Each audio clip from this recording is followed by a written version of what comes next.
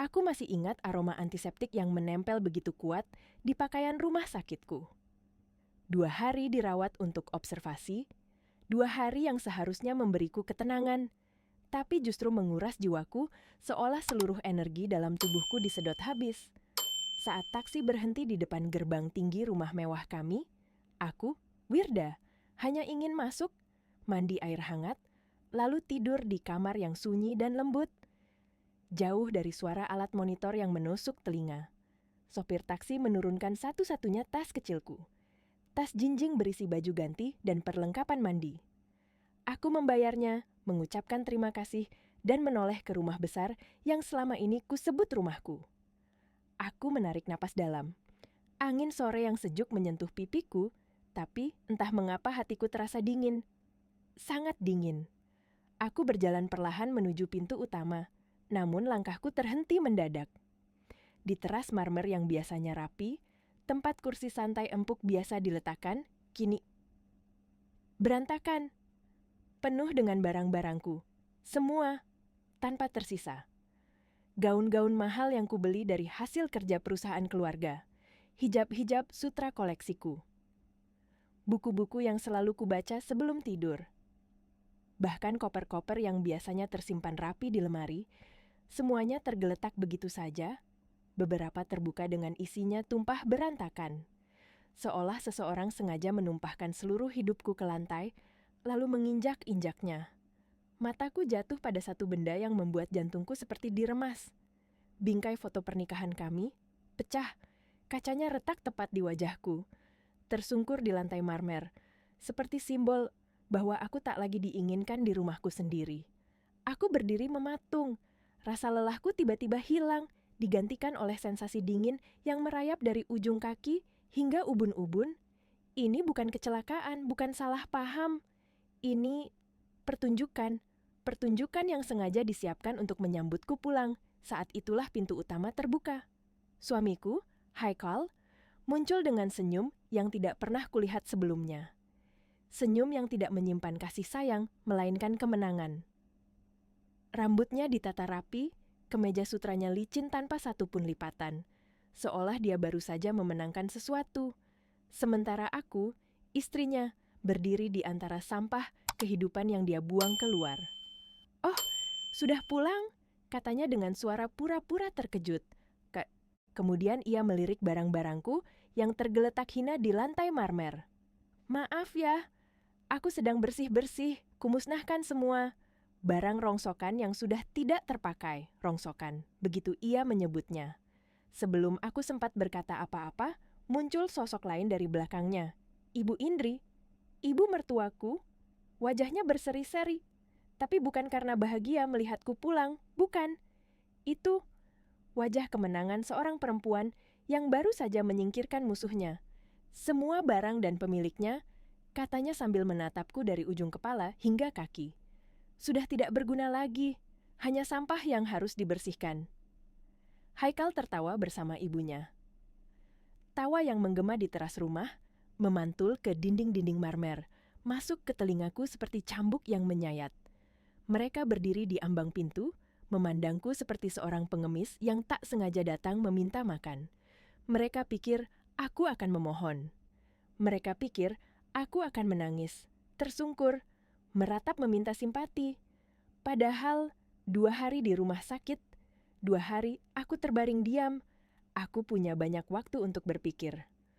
Untuk menyusun setiap kepingan kecurigaan yang selama ini kubiarkan menggantung. Sikap Haikal yang dingin. Bisik-bisik rahasia antara dia dan ibunya. Semua itu tiba-tiba masuk akal. Dan ketika mereka mengira aku akan runtuh, aku tersenyum. Senyum yang begitu tipis, namun cukup membuat tawa mereka berhenti. "Kalau begitu," kataku pelan. Suaraku masih serak tapi mantap. "Aku juga akan membuang apa yang tidak berguna bagiku." Haikal dan ibunya saling berpandangan. Wajah mereka kehilangan warna. Mereka tidak menduga. Aku tidak lagi menjadi Wirda yang lembut dan mudah ditindas. Haikal mencoba tertawa lagi. Tawa yang dipaksakan. "Membuang apa? Kamu mau membuang kami?" "Yang benar saja." Dia melangkah maju dengan sombong, menatapku dari atas. Kamu yang dibuang, sayang. Kamu itu tidak punya apa-apa lagi. Ibu Indri menimpali dengan nada menyakitkan. Kamu pikir kamu siapa? Kamu hidup mewah karena kebaikan anakku. Tanpa Haikal kamu bukan siapa-siapa. Haikal merogoh sakunya dan mengeluarkan kartu akses baru. Kamu bahkan tidak bisa masuk rumah ini lagi, Wirda. Dia menempelkan kartu itu pada panel akses pintu. Tidak terjadi apa-apa. Dia mencoba lagi. Tetap tidak ada respons. Wajahnya mulai merah. Aku tetap berdiri tenang menatap mereka. Dan saat Haikal mulai panik, ketika pintu tak mau terbuka meski dia berkali-kali menggesekkan kartunya, aku melangkah maju, pelan, tapi pasti, melewati tumpukan pakaian yang mereka lempar keluar, melewati Haikal yang sibuk menelepon teknisi, melewati Ibu Indri yang mulai gelisah. Aku berjalan ke panel kecil yang tersembunyi di sisi pintu. Panel yang sudah ada sejak lama. Panel yang dipasang oleh almarhum ayahku. Panel yang tidak pernah Haikal sentuh, tidak pernah Haikal tahu. Aku meletakkan ibu jariku di sana. Bip, lampu hijau menyala. Pintu besar itu terbuka dengan anggun, seolah menyambut pemilik sahnya. Akses diterima, kata suara digital lembut. Selamat datang kembali, Nyonya Wirda. Haikal menjatuhkan ponselnya. Ibu Indri terdiam seperti patung. Aku berdiri tegak di ambang pintu, memandang mereka dengan ketenangan yang tidak pernah mereka lihat dalam diriku sebelumnya. Lalu, aku berkata pelan, namun sangat jelas. Kalian mengganti akses tamu. Aku berhenti sejenak, menatap mata Haikal dalam-dalam. Bukan akses pemilik. Haikal berdiri membeku di teras, wajahnya pucat seperti orang yang baru saja menyaksikan sesuatu yang tidak masuk akal. Kartu akses baru yang tadi ia pamerkan kini tampak seperti plastik murahan di tangannya. Dia mencoba menempelkan kartunya sekali lagi ke panel pintu. Meskipun pintu sudah terbuka lebar untukku, tidak ada suara, tidak ada reaksi, hanya kesunyian yang memalukan. Ibu Indri mulai kehilangan kesabarannya. Suaranya terdengar melengking, penuh ketakutan yang berusaha ia tutupi dengan kemarahan. Haikal, cepat buka. Jangan bilang perempuan itu melakukan sesuatu. Aku berbalik menghadap mereka. Wajah Haikal memerah campur bingung. Ia menatapku seolah aku adalah misteri yang tidak bisa ia pecahkan. Apa yang kamu lakukan, Wirda? Tanya Haikal, dengan suara yang dipaksa terdengar berani. Aku tersenyum tipis. Aku tidak melakukan apa-apa. Aku melangkah masuk ke rumah. Udara sejuk dari AC menyambutku seperti pelukan lembut yang sudah lama kurindukan. Lampu kristal memancarkan cahaya hangat, lantai marmer bersih berkilau. Semuanya terasa seperti rumahku. Aku berbalik, berdiri tepat di ambang pintu, menatap mereka yang masih terjebak di luar. Panel yang kamu pasang itu, kataku pelan, hanya terhubung ke akses tamu. Ekspresi bingung Haikal berubah menjadi kekagetan yang pahit. Matanya membelalak. Aku menunjuk panel canggih yang mati di dinding. Itu untuk kurir, tukang kebun, atau tamu yang tidak kupercayai.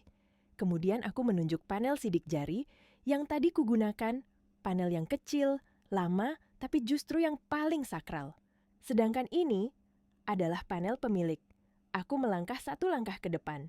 Dan kamu, Haikal, suaraku kini lebih dalam, lebih tajam, tidak bisa dan tidak akan pernah bisa mengganti akses pemilik. Haikal membuka mulutnya, tapi tidak ada suara yang keluar. Dia menatap pintu, menatap panel, menatapku, seolah mencoba memahami bahwa seluruh hidupnya dibangun di atas ilusi yang ia ciptakan sendiri. Ibu Indri mulai gemetar. Apa maksudnya ini, Wirda? Ini tipu daya, kan? Panel itu pasti rusak. Haikal mencoba masuk, melangkah ke ambang pintu. Namun begitu, kakinya menyentuh lantai marmer lobi, ia berhenti. Ada sesuatu yang menahannya, bukan kekuatan fisik, melainkan rasa takut. Takut akan realitas baru yang tidak bisa ia hindari. Aku menatapnya tanpa berkedip. Rumah ini, kataku pelan, namun sangat tegas, tidak merespons perintah dari seorang tamu, apalagi pencuri. Haikal membentak dengan putus asa. Pencuri? Aku suamimu. Aku yang bekerja membanting tulang. Aku yang membangun ini semua. Aku mendengus pelan, hampir tertawa. Uangmu? Haikal terdiam. Mataku menatapnya, penuh ketenangan yang membuatnya semakin hancur. Kita akan sampai ke bagian itu nanti. Aku berjalan menuju meja antik di sudut lobi dan mengangkat gagang telepon rumah dengan gerakan elegan seolah aku sudah tahu persis apa yang harus kulakukan. Haikal dan ibunya menatapku dengan tatapan panik yang mereka coba sembunyikan. "Apa yang kamu lakukan? Menelepon polisi?" ejek Haikal cemas. "Apa yang mau kulaporkan?" Jawabku lembut. "Bahwa suamiku sendiri mencoba masuk rumahku tanpa izin." Aku menekan sebuah nomor yang sudah kuhafal bertahun-tahun. "Halo Bu Siska," sapaku dengan suara yang tiba-tiba penuh wibawa. Haikal menegang. Ibu Indri menelan ludah. "Ya Bu, saya sudah di rumah, dan seperti dugaan kita, semuanya sudah di luar." "Aku tunggu." Aku meletakkan telepon itu dengan lembut. Ruangan itu hening selama beberapa detik. Lalu Haikal mengulang, suaranya terbata-bata. "Bu, Siska, pengacaramu." Dia tertawa gugup, tawa yang justru memperlihatkan ketakutannya. "Hahaha, kamu pikir aku takut? Pengacara murahan begitu." Sebelum ia sempat menyelesaikan ejekannya, suara mesin halus terdengar dari luar. Sebuah sedan hitam, mahal berhenti di depan rumah. Pintu terbuka. Dua pria bersetelan hitam keluar, langkah mereka tegas dan presisi. Dan kemudian, seorang wanita elegan dengan setelan bisnis biru tua turun dari mobil. Wajahnya tenang, matanya tajam, dan setiap langkahnya membawa aura kekuasaan yang sulit dijelaskan. Ibu Siska, pengacara keluargaku. Orang yang sudah memegang seluruh kebenaran di tangannya. Dia menaiki tangga teras tanpa menoleh sedikit pun ke tumpukan barang-barangku yang sengaja dihamburkan Haikal. Ia hanya berjalan lurus. Melewati Haikal, melewati Ibu Indri, masuk ke dalam rumah, dan berhenti tepat di depanku. "Selamat datang kembali Nyonya Wirda," katanya dengan hormat. "Akhirnya rumah ini kembali pada pemilik aslinya." Aku tersenyum. Haikal menatap kami seperti melihat dua eksekutor yang baru datang untuk membacakan vonis. Dan dia belum tahu, kehadiran Ibu Siska mengubah seluruh udara di rumah itu. Bahkan Haikal, yang beberapa menit lalu masih berlagak seperti raja kecil yang merasa menguasai semuanya, kini seperti anak kecil yang ketahuan mencuri uang jajan. Ia berusaha menegakkan bahunya, mencoba memulihkan sedikit martabat yang tersisa. Siapa kalian ini?" bentaknya, suara bergetar. "Ini rumah saya. Saya perintahkan kalian keluar." Namun kedua pengawal hanya berdiri tegak seperti patung, tidak sedikit pun memandang Haikal. Mereka hanya menunggu instruksi dariku atau dari Ibu Siska. Dan instruksi itu datang dengan tenang.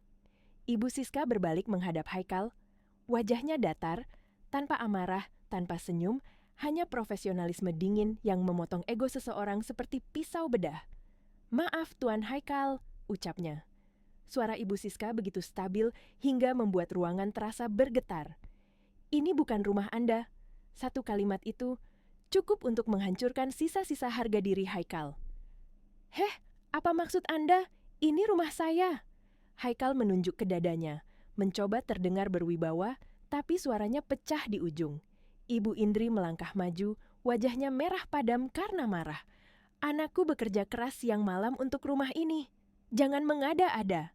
Ibu Siska memiringkan kepalanya sedikit, senyumnya tipis. Tapi bukan senyum ramah. Senyum seorang hakim yang tahu siapa yang bersalah, bahkan sebelum persidangan dimulai.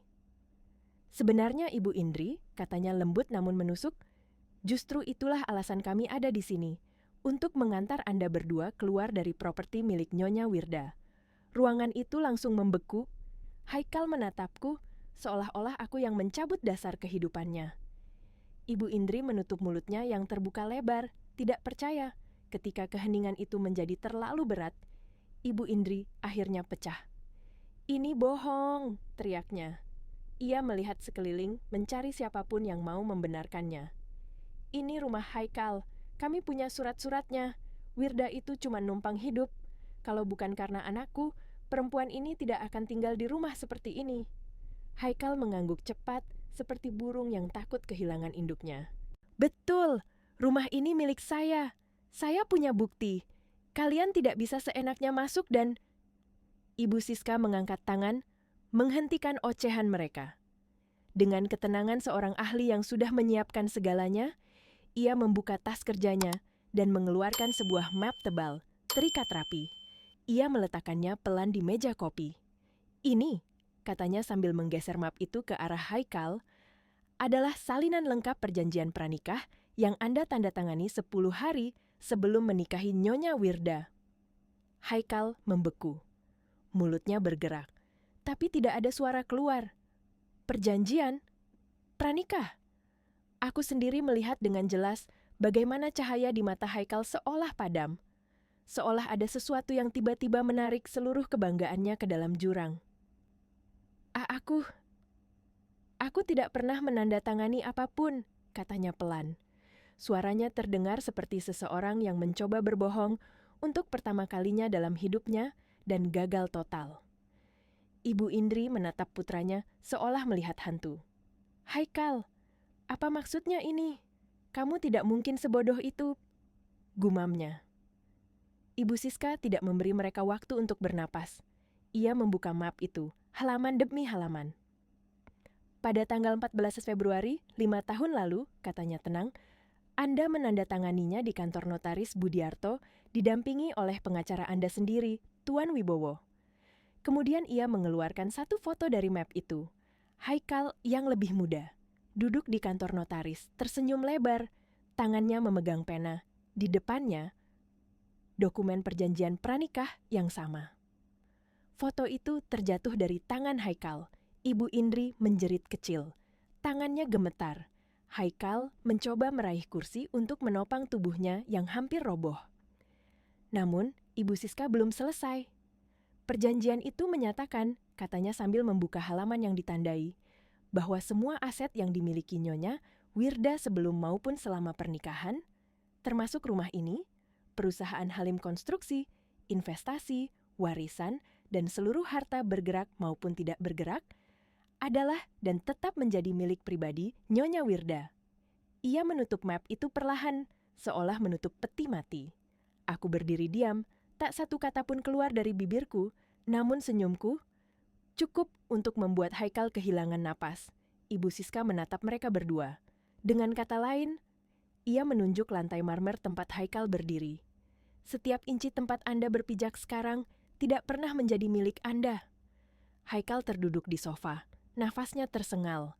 Seluruh dunia yang ia bangun di dalam kepalanya runtuh seperti kaca tipis yang dijatuhkan ke lantai batu.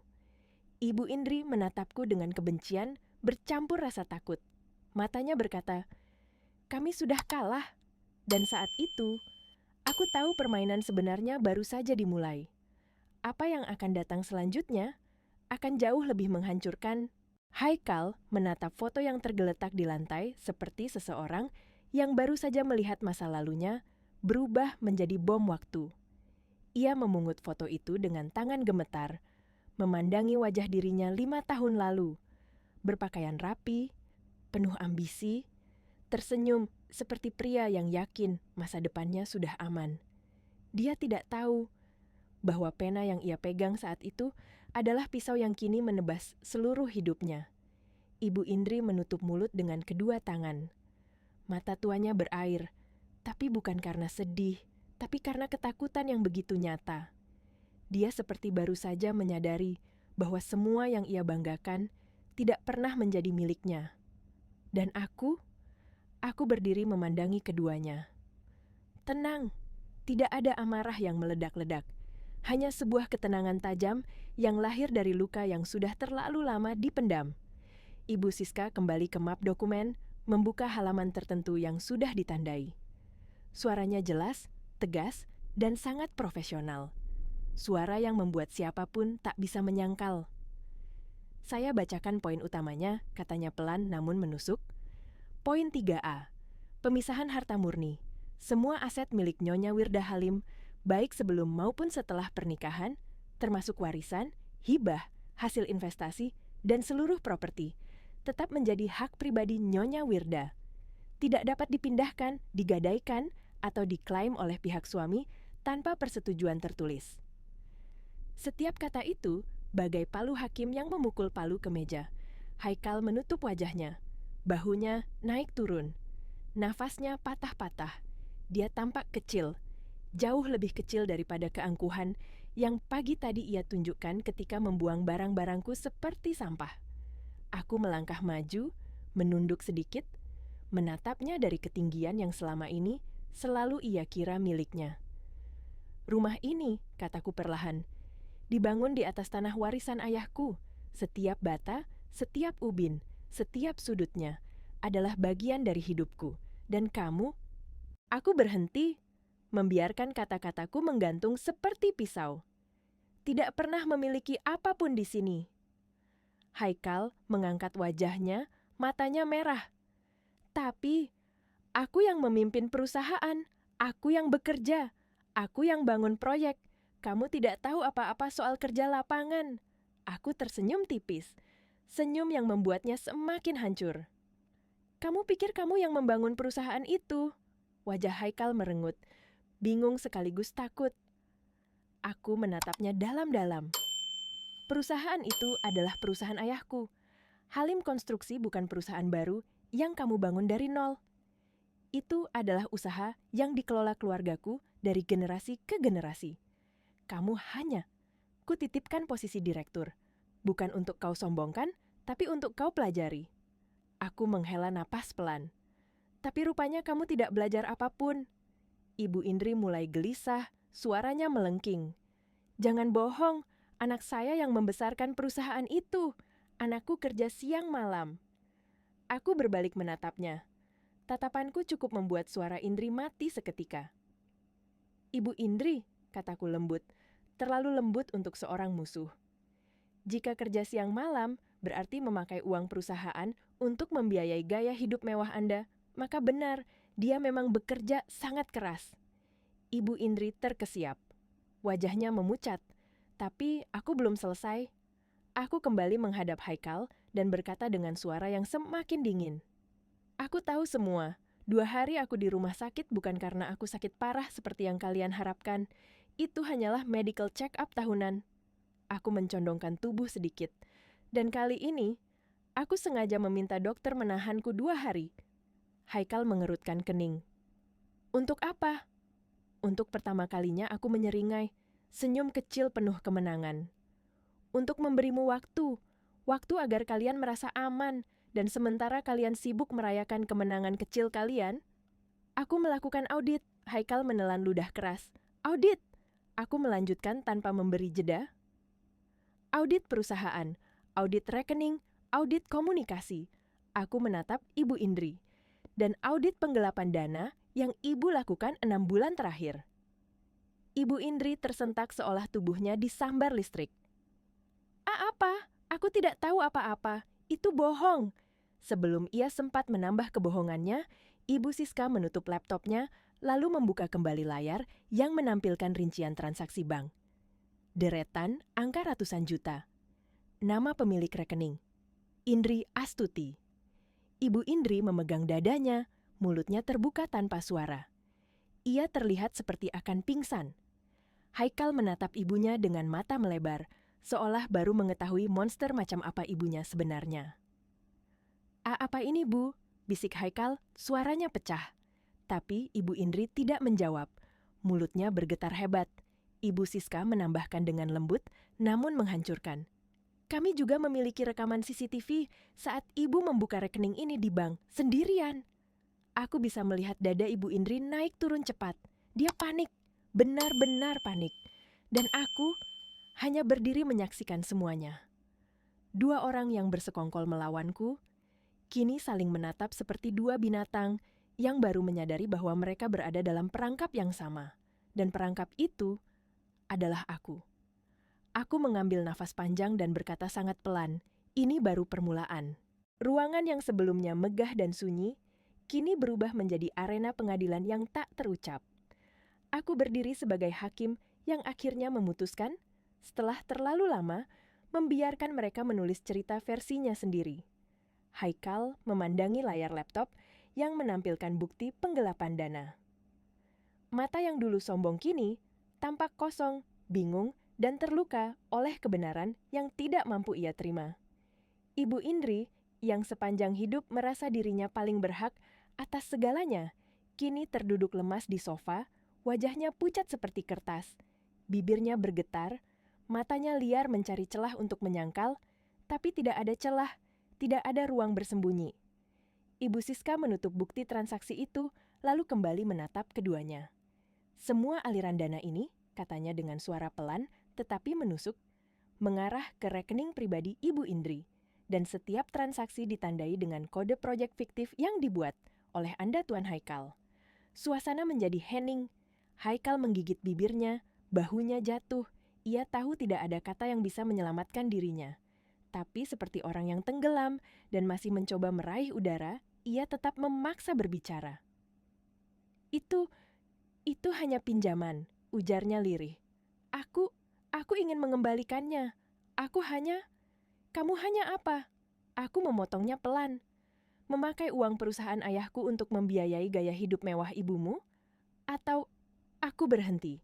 Tatapanku berpindah ke wajah Haikal, membiarkannya merasakan seluruh beban kata yang akan kulepaskan.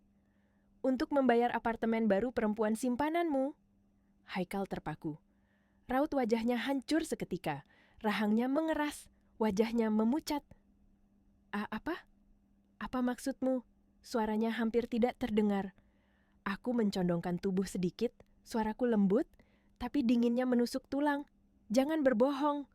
Aku tahu semuanya. Ibu Indri terperanjat, menatap anaknya seperti baru mengetahui bahwa anak kesayangannya menyembunyikan lubang hitam di balik wajah manisnya. Haikal membuka mulut untuk menyangkal, tapi suara itu patah sebelum keluar. Dia menunduk, kedua tangannya bergetar. Ibu Indri, yang tadi begitu ganas membelaku sebagai penyebab semua masalah, kini mengalihkan kemarahannya ke Haikal. Anak tidak tahu malu, teriaknya. Beraninya kau selingkuh dengan perempuan murahan itu. Kau mempermalukan aku. Haikal mendelik marah. Diam, Bu. Ini semua karena ibu. Ibu yang menyuruh aku ambil uang itu. Ibu yang bilang Wirda tidak berguna. Ibu yang... Jangan salahkan aku. Ibu Indri menjerit. Kalau saja kamu bukan laki-laki bodoh yang menandatangani perjanjian pranikah itu. Cukup.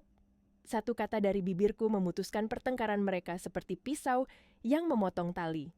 Aku berdiri tegak, menatap keduanya. Sungguh memuakkan melihat kalian saling menyalahkan. Aku berjalan perlahan menghampiri sofa, langkahku mantap. Gaunku bergesekan lembut dengan lantai marmer, tapi suaranya terasa seperti dentang palu pengadilan di telinga mereka. Kalian menyebut barang-barangku rongsokan, kataku lembut. Tapi lihatlah kalian sekarang.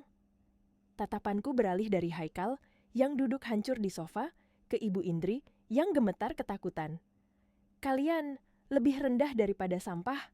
Tiba-tiba Haikal bangkit berdiri. Lebih tepatnya bangkit dengan sisa tenaga yang dipaksakan. Tangannya meraih sakunya, mengeluarkan ponsel mahalnya. Dia menyalakan layar dengan gerakan kasar. Aku akan telepon pengacaraku, katanya dengan suara yang dibuat-buat berani. Dia mencoba menghubungi seseorang. Tidak ada nada sambung. Ia menggerakkan ponsel ke udara. Tidak ada sinyal. Kenapa? Kenapa ini? Sinyal jelek sekali. Dia berjalan ke jendela, mengangkat ponselnya, memutar, menggoyang, bahkan memukulnya. Tak satu pun berhasil. Frustrasi, ia mencoba menghubungkan ke wifi rumah. Password salah. Ia mencoba lagi. Salah, ia memelototiku. Kamu ganti passwordnya ya? Kamu sengaja memutus aksesku dari rumah ini. Aku hanya tersenyum kecil. Tidak. Aku menatap matanya dengan tenang. Aku hanya menghapus perangkatmu dari jaringanku. Haikal tampak seperti orang yang ditampar. Kata-kataku seperti racun halus yang baru ia sadari setelah seluruh tubuhnya terparalisis. Dia membanting ponsel ke sofa dan merogoh dompet kulitnya. Ia mengeluarkan kartu kredit hitam metalik, kartu unlimited yang selalu ia banggakan di pesta-pesta sosial. Aku akan pergi dari sini. Aku akan ke kantor pengacaraku. Dan kalian akan menyesal. Ia mencoba membuka aplikasi bank, loading. Lalu muncul tulisan, akses ditolak. Hubungi bank Anda. Dia terdiam. Aku memiringkan kepala sedikit. Haikal, panggilku pelan. Dia menoleh. Suaraku turun menjadi bisikan yang menusuk dasar jiwanya. Mulai pukul 3 sore tadi, kamu sudah dipecat. Haikal membeku, seolah waktu berhenti. Ibu Siska maju setengah langkah, suaranya jelas dan dingin. Pemberhentian tidak hormat, Tuan Haikal.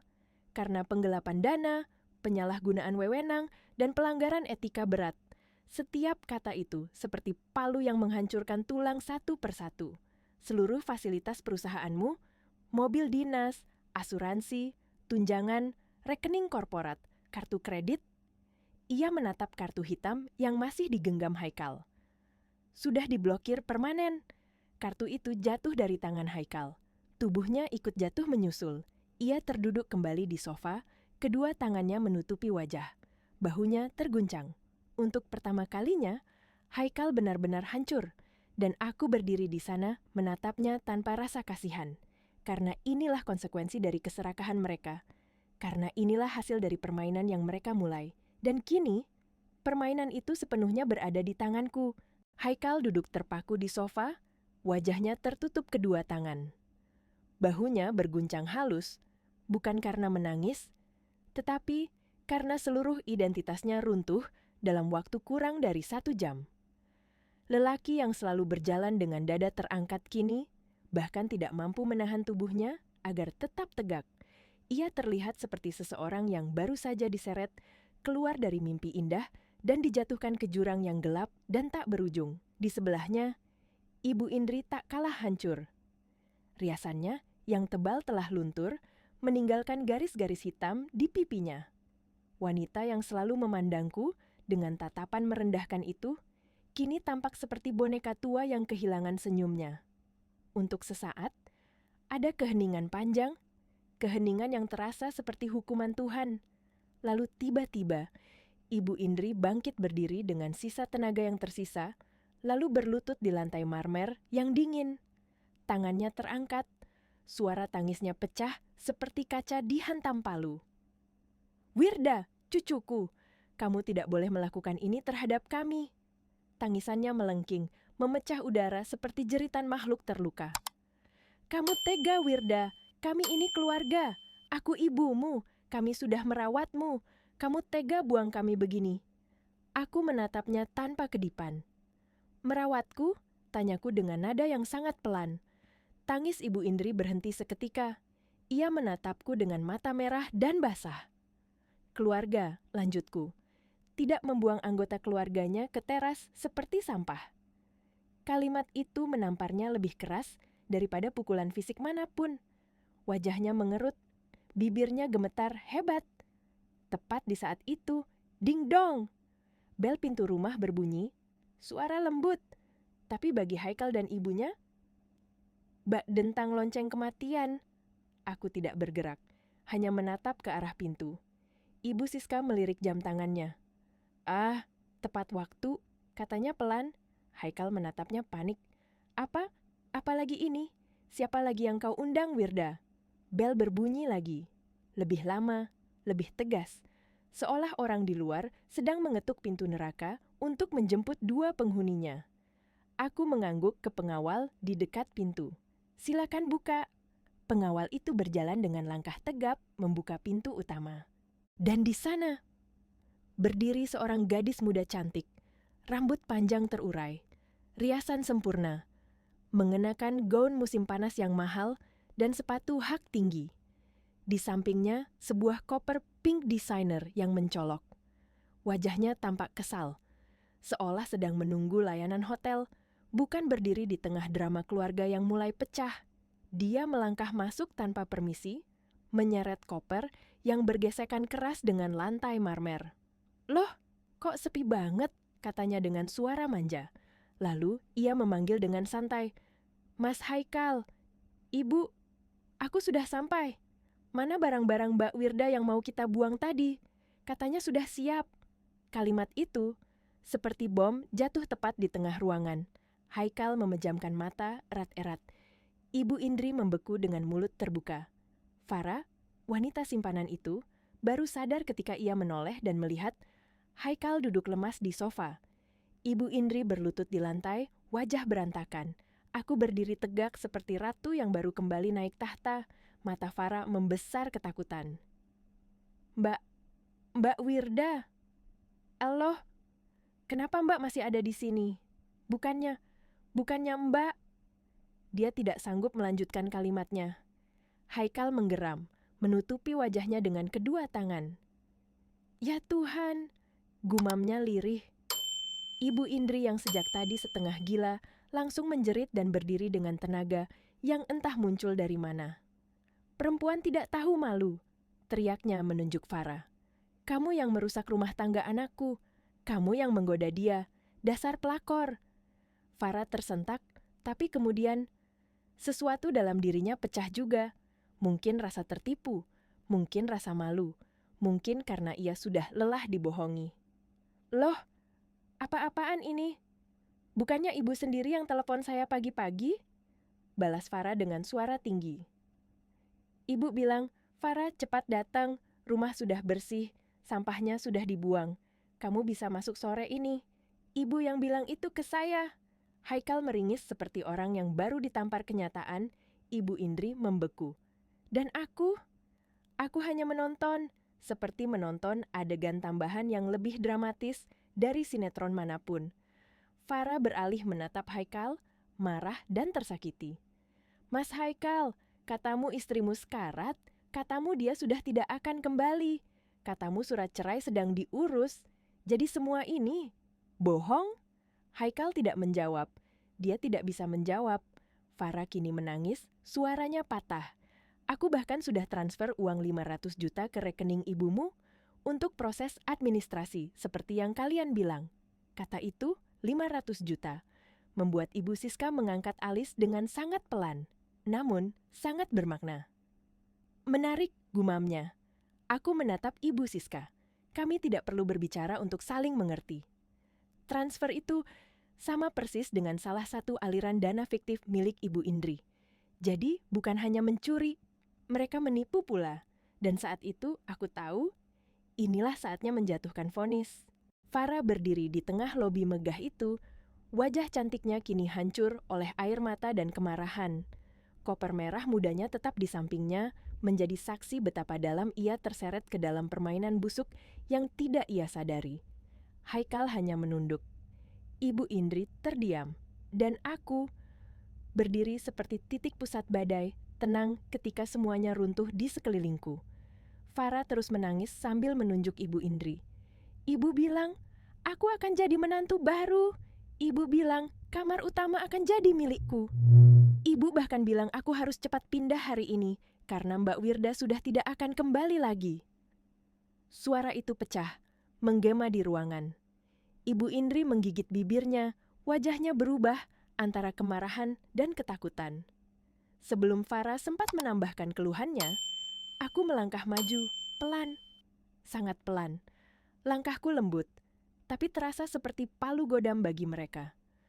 Nona Farah, panggilku lembut, suaraku stabil seperti rangkaian nada gamelan malam hari.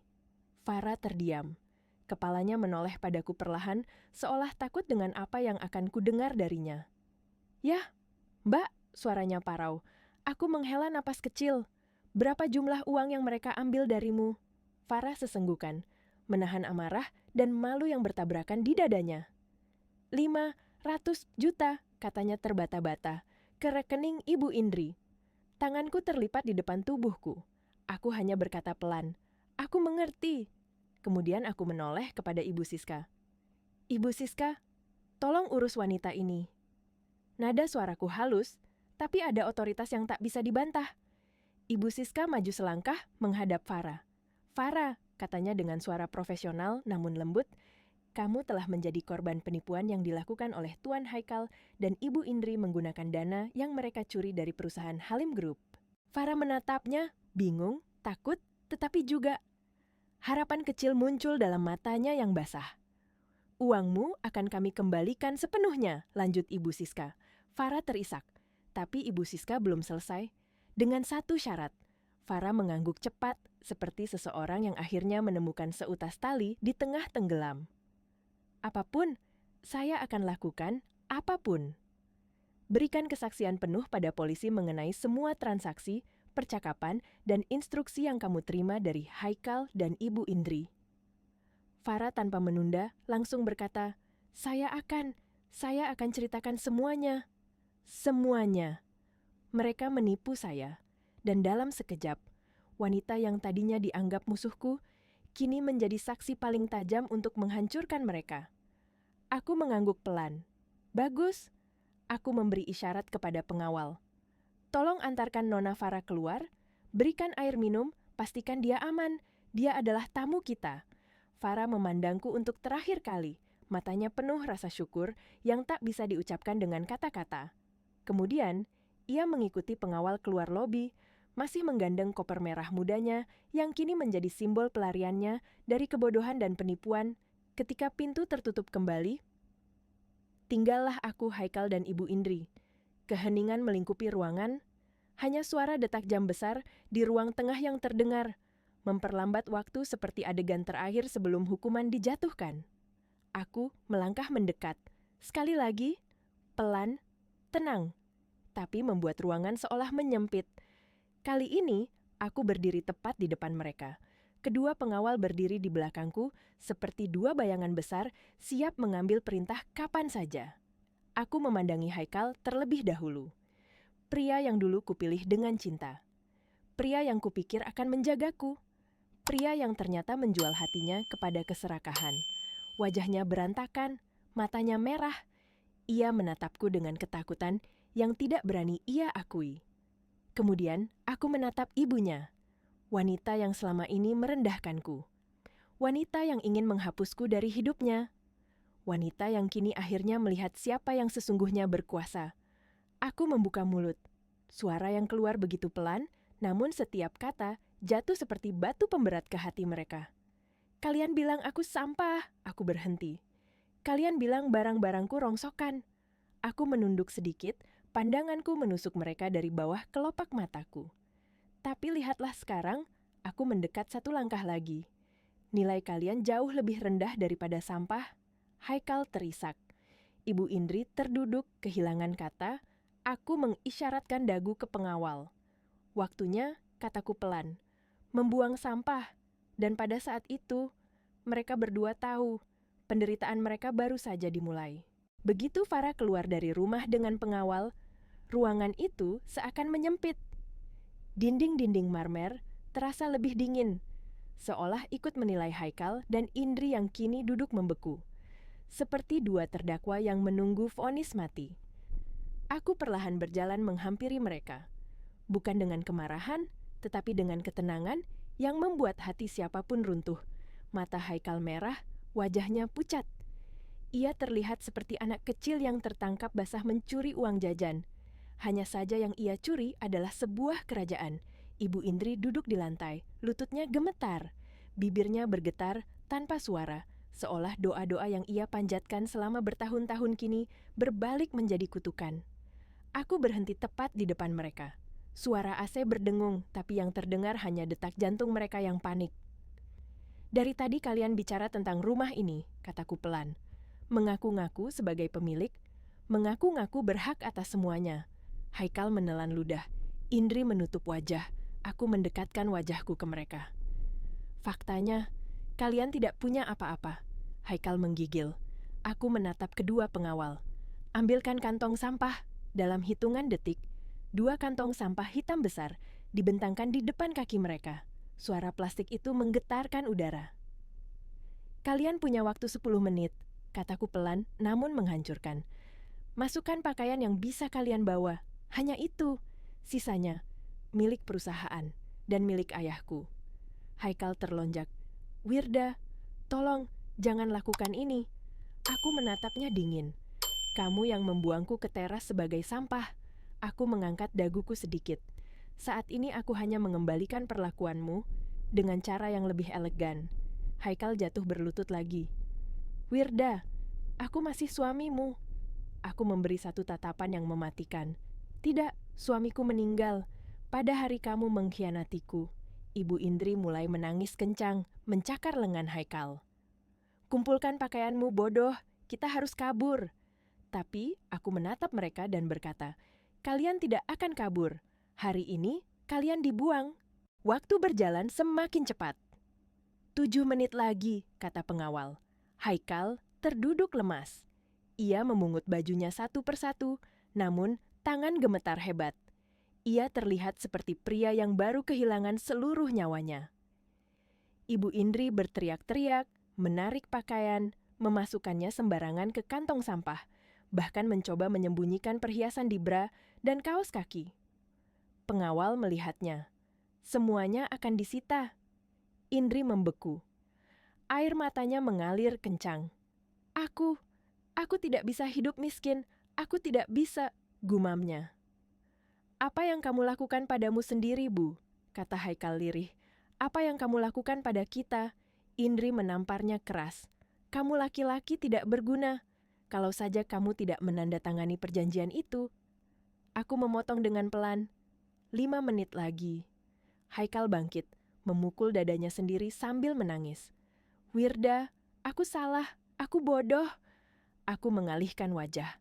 Kebodohan bukan masalah. Pengkhianatanlah yang tidak termaafkan. Ketika waktu habis, pengawal menyeret keduanya keluar. Bukan dengan kasar, tetapi dengan profesionalisme yang lebih menusuk daripada kekerasan. Haikal menjerit. Wirda, jangan! Pintu megah itu terbuka. Hujan deras turun membasahi teras. Kantong sampah dilempar ke tanah. Dan pintu itu ditutup perlahan. Krang! Bunyi kunci elektrik terkunci, tegas, final, tidak dapat diganggu-gugat. Haikal memukul gerbang sambil menangis. Indri berteriak histeris. Rambutnya basah kuyup, riasannya luntur menyerupai wajah hantu. Aku berdiri di balik kaca, menatap mereka. Bukan dengan senang, bukan dengan dendam. Dengan kelegaan, dengan kebebasan, dengan kekuatan yang akhirnya kembali kepadaku. Di dalam rumah, aku duduk dengan tenang di ruang baca. Secangkir teh hangat mengepul. Hujan turun deras menghantam jendela. Suara badai terasa jauh, tidak menyentuh kedamaian yang kini kurasakan. Ibu Siska masuk, berdiri tegak. Semuanya selesai, Nyonya. Aku mengangguk. Dia menambahkan, barang-barang di teras akan saya urus. Aku tersenyum. Tidak perlu. Itu memang barang untuk donasi. Ibu Siska membeku sebentar, lalu mengangguk kagum. Luar biasa sekali Anda mengatur semuanya. Aku menatap hujan di luar. Bukan luar biasa, Bu Siska. Aku hanya memutuskan berhenti menjadi korban. Dia tersenyum. Haikal dan ibunya benar-benar sudah tidak punya apa-apa. Aku memejamkan mata. Begitulah jika seseorang mencoba mengambil hidupku. Pada akhirnya, mereka kehilangan hidup mereka sendiri. Lalu aku berdiri, berjalan menuju balkon. Hujan malam menari di udara, menciptakan gemericik yang indah. Aku mengangkat gelas tehku, bersulang pada langit. Untuk ayah, bisikku pelan. Untuk warisanku, untuk diriku, untuk hidup baru yang akhirnya kumulai tanpa beban apapun. Aku menutup mata, menarik napas panjang, dan untuk pertama kalinya setelah sekian lama, aku merasa bebas.